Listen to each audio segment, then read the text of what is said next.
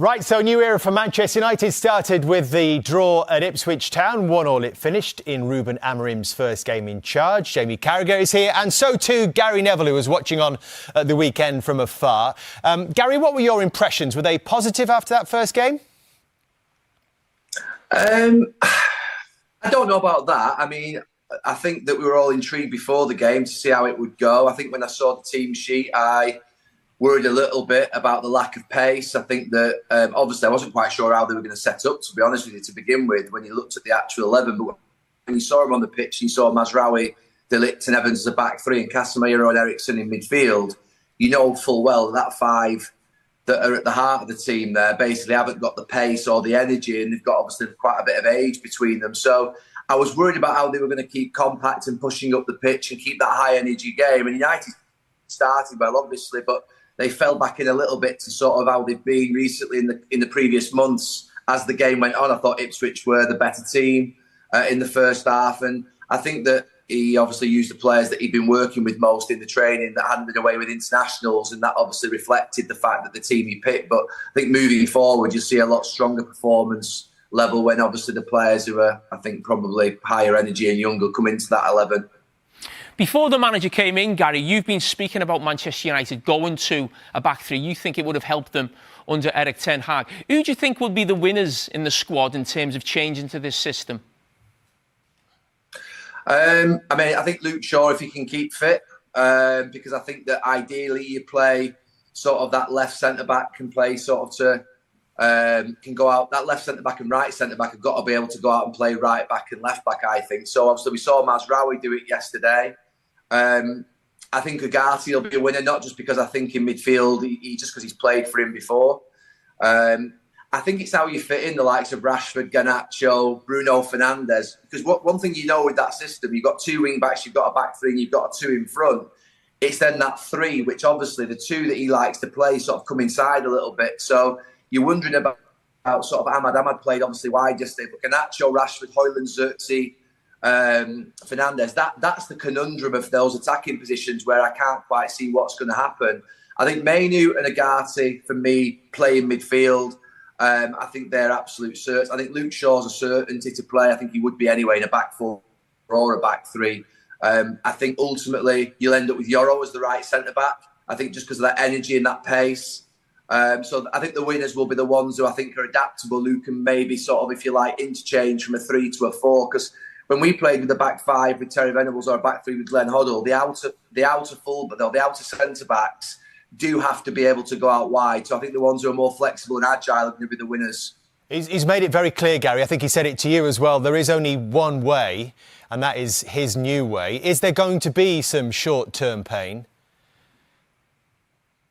I mean, I think that will have hit him straight away when he saw that performance. I mean, at the end of the game, we saw the stat that was put on us in the post-match from Sky, where it showed that United ran 102k, which I think was obviously pretty low. The lack of energy. I mean, he said to me in the interview on Thursday that the one thing that he wants to change straight away is the athleticism of this team and the athleticism of the squad. I don't think he was just referring there to getting them fitter. I think he was actually referring to actually them just running more. I spoke to him about his Sporting Lisbon team and the fact that they were just a high-energy team. They were all absolute sort of dogs when they were out of possession. And you look at that Manchester United team, they haven't got good standards out of possession, whether that's in the last 6 months or whether that's in the last 2 years. They just don't have the level of work that the teams in the league seem to have. And that yesterday was apparent again. So I think there is a real issue that's obviously Ruben Amorim at the end of that game will know a lot more than he would have done before the game in respect of just looking at the lack of energy in that team compared to what he would ordinarily have expected back in Portugal with the team he managed. Looking at Marcus Rashford, he decided to go with him right through the middle, and the debate was, could he play in one of those number 10 positions? Do you think right now, because of the fact he brought Højlund on for him, it is actually one or the other? Because you're talking about your guy who's probably your highest paid player there in Marcus Rashford, and also a young striker who's still trying to find his way at Manchester United, but is also coming for a lot of money. Yeah, I mean, look, I look back at the fact that most of the Manchester United managers in the last 5, 6, 7 years have played Marcus Rashford as a left-sided striker, left-sided forward. That's where I think he's best, just purely because there's two things. I think to play centre forward in a football team on your own, you have to be, I think, intelligent and understand where to be and sort of when to be there. And I don't think Marcus plays like that. I think he's more instinctive. And you also have to be really good at holding the ball up and being able to bring people into play, which I don't think is his strength either. His strength is always when he's got space in front of him or he's running through on that left side. So again, I'm not quite sure how that fits. And I think you're right. We saw yesterday after 65 minutes, even though obviously Marcus had scored a goal, that he brought on Xerxes and Hoyland, obviously trying to get both of them in. But you're right. I think it'll be one or the other. I don't think you'll be able to get. I don't think you'll be able to get both of them in the team unless he plays Marcus a bit wider on the left. He could do that, but I think Garnacho probably is more suited to coming into pockets. Marcus is not a player who comes into pockets, so I think that will be a concern to play him on that left-sided sort of, if you like, position that Ruben Amorim likes. Garry, I know it's only one game, but were there any big red flags for you in terms of individual performances or the way this system was working? I mean, red flags. The red flags that were there yesterday would have been there probably for the last few months and the last season and a half of a team that are very difficult to actually like watching. And I say that with respect because I genuinely do believe what Ruben Amorim said at the end of the game. No football player goes out onto the pitch and wants to lose or not, doesn't want to win or work hard or do well. They don't want criticism. But you watch them play, even yesterday in a new system, and you look at Ipswich, who are very near the bottom of the league, who look more organised, better coached. They look like they've got more appetite for the game, more enthusiasm. And that's a constant and has been a constant, not just obviously on Sunday, but a constant for the last year and a half, 2 years, 3 years. So we've got to a situation where these group of players, to be honest with you, have created a pattern for themselves and have become what they are. And not just a red flag yesterday, because the same things that we've seen in the last 6 to 8 months, 10 months, we saw yesterday with Ruben Amorim being the manager. He saw it as well. I think he obviously knew how big a job this was. I think he'll have recognised it yesterday. It will get better in the next few weeks because, like you say, that back five that he picked, and I'm not talking about the actual wing backs here, I'm talking about the three at the back and the two in midfield, that will become more energetic and better, the sort of personnel, when the personnel changes occur. But there's a long way to go. I think Roy yesterday called Manchester United an average team, and that's been kind. Yeah, that did seem a bit damaging, didn't it? We were looking at the fixtures before as well, Garry. It seems like they're playing every 3 days pretty much all the way through till January. Do you think in an ideal world Ruben Amorim would like to draw a curtain in front of his team so no one can actually see what's going on in the short term? Yeah, he did an interview after the game where he talked about, I've got to try and change this straight away. There's no point in me waiting until I get a free period and I can work with them for a couple of weeks. He's got games every 3 days. He's trying to basically coach, get to know a team, bring a brand new system into play whilst he's playing every 3 days. And obviously we all know how difficult that is. So the manager at this moment in time and the coach, it isn't like what happened with Ange Postecoglou when he had the pre-season at Spurs and he had time to be able to work with them. It's very different. We have got to go easy on, I think, Ruben Amorim in this next few months because he's trying to really change so much and get to know the players and get to know the club that we're going to see, I think, turmoil, pain, whatever you want to call it. And we're going to see some of the same results emerging that we've seen in the last 18 months that have cost Erik ten Hag his job. But we've just got to go with it. I think United fans, I'd like to think that when the best 11 are out there that United have got in that new system, that they will be really competitive with every team in the league. And I think that could happen in a few weeks. But I think we're going to see some sort of bad results along the way because yesterday, they seemed to run out of energy. I mean, he had to make 4 or 5 changes in that game yesterday to try and get the energy back up. Because obviously what he was watching out on the pitch would have seen them beaten against Ipswich, I think, if he'd have left it as it was. Garry, what does success look like in the next few months for Manchester United, or even from now to the end of the season? Success would be to see a team that's really got an enthusiasm, an energy, a confidence and a fighting spirit in there and getting the players all sort of, if you like, together and with some sort of level of understanding. I mean, I don't think you can even talk about trophies or top 4 at this moment in time. I think it would be arrogant to do so. Even though United won 2 trophies in the last couple of years, I think my view would be that Ruben Amorim in 6 to 8 months' time knows which players he wants to keep on the bus, knows which players he wants to get rid of, changes them quite quickly, and ends up with a team that starts next season that, to be fair, has got a level of running enthusiasm, energy, athleticism, and level of quality and talent that can basically get back up into the top 4. I mean, Cara, we both had Manchester United in the top 4 at the start of the season, didn't we? I don't think I did. I'm not sure Jamie did. I think you did, my friend. I know I didn't. My friend. Who did you have in? You had City, Arsenal, and Liverpool. Who was your third? I put Tottenham in. Did you? Yeah.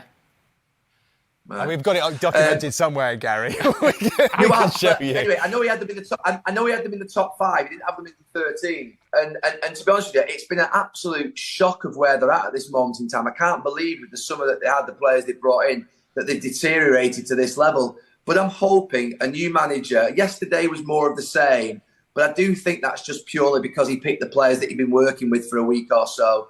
And that we'll never see Casemiro, Ericsson, Mazraoui, Evans and De Ligt play as a 5 again in those important positions. I just don't think that'll happen. So when you get Agassi in there, you get Mainu in there, you get Yoro back in there, you get Luke Shaw at left centre-back, I do think all of a sudden there will be a different level of performance. And I think we'll see a sort of, if you like, a better level straight away. So that'll be the immediate. And then in the next few months, just finding out about the players and getting into as good a position as he can for the end of the season. But I'm not expecting top 4 at this moment in time or a trophy this season. Well, and that's just not me being defeatist. I mean, Gary, we spoke a couple of weeks ago and you mentioned that you ain't going to change your view on Arsenal for the title. Are you going to change your view on Manchester United for the top 4? I think so, yes, on that now. I mean, I think Arsenal, I still feel quite strongly. I've got a great chance of winning the title. I'm a lot less confident that Manchester United will finish in the top 4. If they did, it would be an unbelievable achievement. But that for me, you feel like you watch 6, 7, 8 teams at the moment that are better than Manchester United. There'd have to be a complete shift of performance in this next few months for that to occur. And I don't think United fans are expecting that at this moment in time. He's certainly got a job on, hasn't he? The good news is, Gary, that Jamie's promised to go really lightly on Manchester United from here on, haven't you? Yeah, I'm intrigued by the new manager. Well, I like the cut of his jib. He speaks well. I thought he spoke really well to Roy and the gang yesterday on the side of the pitch. We're going to have a little look at the system tonight and the pros and cons of it, and hopefully it continues as it did at Portman Road. What did you think of it, Cara, in terms of this? I thought in the first 10 minutes, I know it's only 10 minutes, but there were some patterns that happened in the play, in the passing combinations I thought were quite okay. I can see there's been a little bit of something worked on there. Obviously, it faded away a little bit as the sort of game went on, but I thought there were things in the first 10, 15 minutes that looked okay. No, I agree with you. And listen, if you watch the show tonight, you'll see that because you don't like coming on anymore, do you? So do you watch it? I'll be watching it, yeah. Thanks for that. In between my spaghetti bolognese. It's just such a difficult job, isn't it, for him to turn up during an international break, inherit these players, not sure of the fitness of them, you're not sure when these guys are coming back, and expect him to have an instant impact. Do you know something, Dave? When he actually said that he turned it down originally, or the rumour was he turned it down originally because he said, no, I want it at the end of the season. He was told, no, it's now or never. And he was given that ultimatum. I mean, I feel for him because, going into a job partway through a season where you've got game every 3 days, how does he even think to sort of instill when players are on rest and recovery? Basically, they're playing on a Wednesday evening, or Thursday evening. Sorry, I wish it was Wednesday evening. Yes. They're playing on a Thursday evening. They've then got the rest day Friday, sort of Saturday's a little bit second day recovery. Then you're playing again Sunday, then back to it again Thursday after. It's going to be really tough for him. And there's no doubt that all of us, including the fans, will give him an easy ride for the next 6 months because we know full well that he's got very little chance to get the very best out of his team and this squad in this period. He hasn't had any time to work with them. And it is going to be difficult and there'll be some pain. And I think that, to be fair, that will be recognised, I think, by everybody. Did you say to Valencia you prefer to come in at the end of the season rather than the middle? You know something? I mean, I know I've said this to you privately, which is why you just poked me there. But it's true. So after Christmas, we had the Christmas break. I didn't have 1 free week from the first week back in January to the day that actually I was sacked, which was, I think, in sort of mid-March. I had literally, because we were in the we got to the semi-final of the Copa del Rey and we got to the quarter-final of the Europa League, I had a game every 3 days. It sounds like you did all right. No, but I'm talking here from a very short period of time, and I'm not talking in reflection of sort of comparing myself with Ruben Amorim at all. But do you know something? Do you know what happened was because we were losing, and obviously United are losing or drawing at this moment in time. It wasn't even the break from a mental break or a physical break, and the press conferences kept coming every 3 days. It's like, whoa, how does this how do you get off this roundabout that you're spinning on? So it will be like that a little bit in the next couple of months for Ruben Amorim, but obviously he's got a lot more experience, a lot more quality, he knows exactly what he wants to do. And, I think that he'll come through it, and he'll obviously have some time because he needs time.